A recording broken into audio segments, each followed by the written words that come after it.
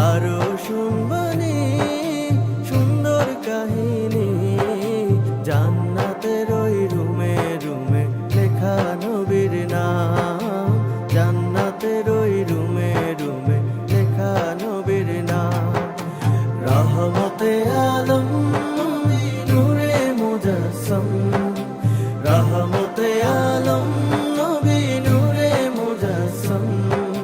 সাহাবীরা আতর বানায় ওই নবীজির ঘাম, সাহাবীরা আতর বানায় ওই নবীজির ঘাম, সাহাবীরা আতর বানায় ওই নবীজির ঘাম, সাহাবীরা আতর বানায় ওই নবীজির ঘাম।